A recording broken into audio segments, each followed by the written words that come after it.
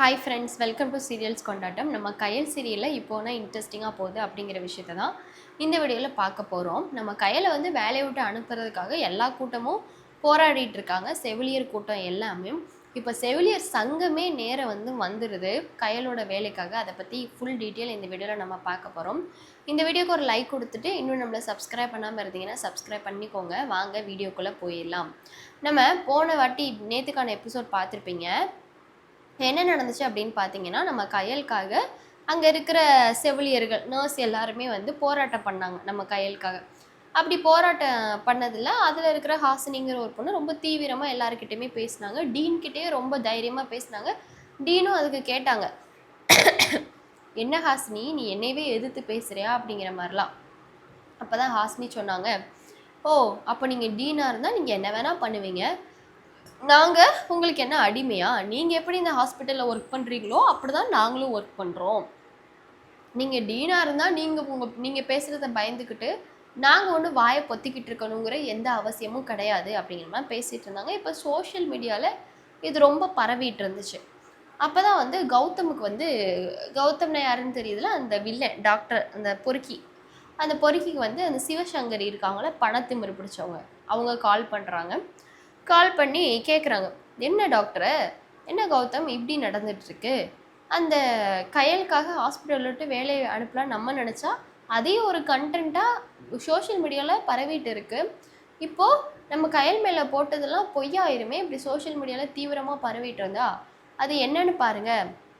அந்த கயலுக்கு பேசாமல் அந்த வேலையவே அந்த டாக்டர், அந்த டீன் கிட்ட கொடுக்க சொல்லிடுங்க.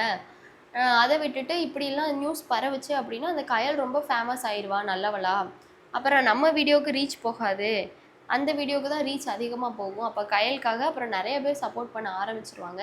இது ரொம்ப தப்பாக இருக்குது. அதனால் இந்த வேலையெல்லாம் வேண்டாம், எவ்வளோ காசு வேணால் அந்த டீனுக்கு கொடுங்க, நான் தரேன், ஆனால் கயலை வேலைக்கு சேர்த்துக்க சொல்லுங்கள், இதுக்கப்புறம் இந்த இதெல்லாம் வேண்டாம் அப்படிங்கிற மாதிரி சொல்லிடுறாங்க.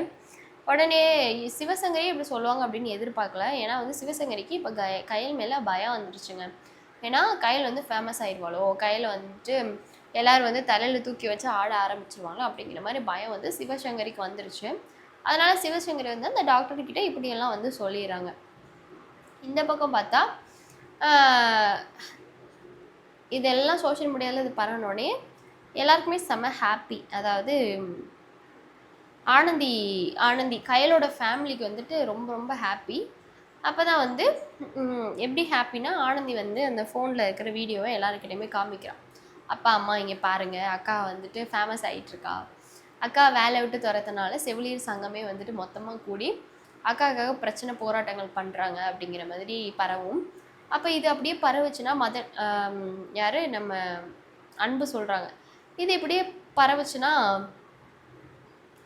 கண்டிப்பாக நம்ம கயலோட கரை தீர்ந்துடும், நம்ம கயல் பற்றின இன்ஃபர்மேஷன் சோஷியல் மீடியாலேயும் சரியாயிரும் அப்படிங்கிற மாதிரி சொல்லிடுறாங்க.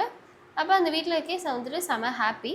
கொஞ்ச நேரத்தில் பார்த்தா ஹாசினி நினைக்கிறாங்க, இந்த பிரச்சனை இது முடிகிற மாதிரி இல்லை, நம்ம கயல் அக்காவுக்கு வேலை கிடைக்கல அப்படின்னு சொல்லிட்டு சக்தி கிட்ட கேட்குறாங்க. இந்த மாதிரி நான் செவிலியர் சங்கத்தையே நான் இங்கே கூப்பிட போகிறேன், சோஷியல் மீடியாலாம் வந்திருக்காங்கல்ல, அவங்க எல்லாரையும் வச்சு பேச வைக்க போகிறேன், அக்கா மேலே எந்த தப்பு இல்லைன்னு, இதுதான் நம்மளுக்கு ஒரு நல்ல சான்ஸு அப்படிங்கிற மாதிரி ஹாசினியே சொல்கிறாங்க. சக்தி உடனே, சூப்பர் ஹாசினி சூப்பர், கயலுக்காக நான் தான் போராடிட்டுருக்கேன்னு இவ்வளோ நாள் நினச்சேன், ஆனால் இப்படி ஒரு க்யூட்டான சிஸ்டர் நீ இருப்பங்கிறது தெரியாது, சூப்பர் ஹாசினி, நீ பண்ண வேண்டியதை பண்ணு,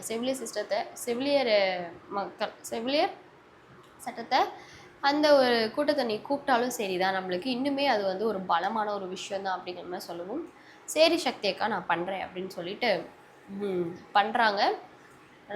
ஹாசினி அந்த செவிலியர் சங்கத்துக்கு கால் பண்ணுறாங்க. மேடம், நாங்கள் இப்படி நீங்கள் கொடுத்த தைரியத்தில் நாங்கள் கூட்டணி போட்டு கூட்டமாக நாங்கள் போராடிட்டுருக்கோம், இப்போது கண்டிப்பாக நம்ம கயலுக்காக வேலை கிடைச்சே ஆகணுங்கிறதுல நாங்கள் குறிக்கோளாக இருக்கோம், இப்படி நாங்கள் போராடிட்டு இருக்கும்போது ப்ரெஸ்ஸு மீடியாலாம் வந்துட்டாங்க அப்படின்னு. ஹாஷினி நானும் பார்த்தேம்மா, மனசுக்கு ரொம்ப சந்தோஷமாக இருந்துச்சு, ப்ரெஸ்ஸு மீடியாலெலாம் இப்போ அந்த வீடியோ தானே இப்போ ட்ரெண்டுலேயே போயிட்டுருக்கு அப்படின்னு சொல்கிறாங்க. ஆமாம் மேடம், கண்டிப்பாக இப்போ அதுதான் ட்ரெண்ட்லேயே போயிட்டுருக்கணும், எப்படி அந்த சோஷியல் மீடியாவிலே நம்ம கயலுக்காக தப்பாக பேசி அசிங்கப்படுத்தினாங்களோ அதே சோஷியல் மீடியாவில் கயலை நல்லவங்கன்னு பேசி எல்லாரும் மனசு குளிர வைக்கணும், அதுக்கு உங்களோட ஹெல்ப்ஸ் எங்களுக்கு வேணுன்றாங்க. என்ன ஹெல்ப் ஹாசினி சொல்லுங்கள், பண்ணிடலாம் அப்படின்னு. நீங்கள் உங்கள் செவிலியர் சங்கத்தோடயே நீங்கள் வந்துடுங்க, எங்களுக்கு நீங்கள் எல்லா ப்ரெஸ் முன்னாடியும் பேட்டி கொடுங்க, கயல் எப்படி கேரக்டர், எப்படி இந்த ஹாஸ்பிட்டலில் வேலை செஞ்சாங்க, அவங்க யாருக்கெல்லாம் ஹெல்ப் பண்ணியிருக்காங்க, அவங்க மேலே ஒரு கேசஸ் கூட இந்த ஹாஸ்பிட்டலில் வந்ததில்லை, கயலை எப்படி வேலையை விட்டு தூக்கலாம் இந்த டீன், அப்போ இந்த டீனு யார் கூட தொடர்பில் இருக்காரு, யார் சொல்லி இதெல்லாம் பண்ணியிருப்பாரு, ஒருவேளை அந்த கௌதமாக இருக்குமா, அப்படி இப்படின்னு நம்ம பேசுகிறதுல தான் மேடம் இருக்குது அப்படிங்கிற மாதிரி சொல்கிறாங்க. சூப்பர் ஹாசினி, உங்கள் கூட வேலை பார்க்குறவங்களுக்காக நீங்கள் இவ்வளோ போராடுறதுக்கு நான் உங்களை அப்ரிஷியேட் பண்ணுறேன் கண்டிப்பாக. இது நம்ம செவிலியர் சங்கத்துக்கே ஒரு கௌரவமாக இருக்குது அப்படிங்கிற மாதிரி சொல்லிடுறாங்க. ஓகே, நீங்கள் வாங்க மேம், சீக்கிரமாக வாங்க அப்படிங்கிற மாதிரி சொன்னோன்னே இப்போது அந்த பெரிய மேடம் இருக்காங்க இல்லையா, பேசி தைரியம் கொடுத்தவங்க, அவங்க அந்த ஒரு ஹாஸ்பிட்டல் மட்டும் இல்லாமல் ஒரு எக்கச்சக்கமான ஹாஸ்பிட்டல், அந்த எக்கச்சக்கமான ஹாஸ்பிட்டல்லேருந்து எல்லா நர்ஸையும் வர வைக்கிறாங்க. இப்போது வெளியே பார்த்தீங்கன்னா ஃபுல்லாமே ஹாஸ்பிட்டலோட நர்ஸ் கூட்டம், நிறையா பேர் பேஷண்ட்ஸ் எல்லாருமே என்ன எப்படி நர்ஸ் எல்லாம் கூடனா எப்படி என்ன பண்ண முடியும், பேஷண்ட்ஸோட நிலைமை என்ன அப்படிங்கிற மாதிரிலாம் பேசிகிட்டு இருக்காங்க. ஸோ சோஷியல் மீடியாவில் எல்லா டாக்ஸும் அப்படியே வந்து பிறண்டு வருது. அப்போது கயல் சிஸ்டர் வந்துட்டு நல்லவங்களாக இருக்காங்க, ஒரு நல்லவங்களுக்காக தான் இவ்வளோ கூட்டம் வர முடியும், கண்டிப்பாக ஒரு கெட்டவங்களுக்கு இவ்வளோ கூட்டம் வர முடியாது. அப்போ இவங்களோட நல்ல விஷயங்களை தப்பாக பயன்படுத்தின அந்த டாக்டரை நம்ம செருப்பால் அடிக்கணும். அந்த டாக்டரை பற்றி இப்போது எல்லாருமே விசாரிக்க ஆரம்பிக்கிறாங்க.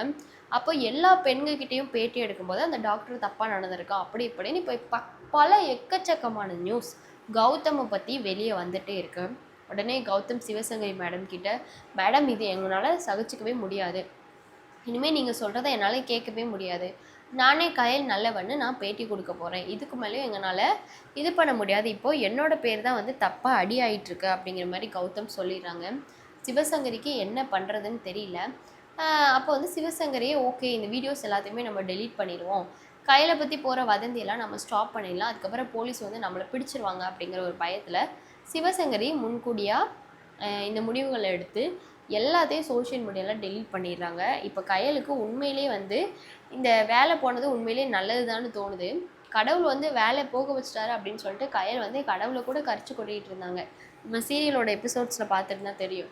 ஆனால் உண்மையிலேயே கயலுக்கு இந்த வேலை போனது மூலமாக தான் இப்படி ஒரு பிரச்சனை நடந்துச்சு, நர்ஸ் எல்லாம் கூடினாங்க, அது சோஷியல் மீடியாவில் பரவுச்சு, கயலோட களங்கம் எல்லாமே துடைக்கப்பட்டுச்சு அப்படிங்கிறதான் சொல்ல வராங்க.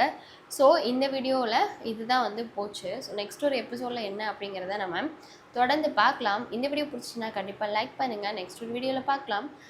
கயல் சீரியல் எப்படி எந்த ஒரு கோணத்தில் போயிட்டுருக்கு, கயல் சீரியல் உங்களுக்கு பிடிச்ச மாதிரி போகுதா இல்லையா, கதை எப்படி போயிட்டு இருக்கு, இதெல்லாம் பற்றி கமெண்ட்ஸில் டீட்டெயிலாக வந்து ஷேர் பண்ணுங்கள், நாங்களும் பார்த்து தெரிஞ்சுக்கிறோம். லைக் பண்ணிக்கோங்க, ஷேர் பண்ணிக்கோங்க. டடா.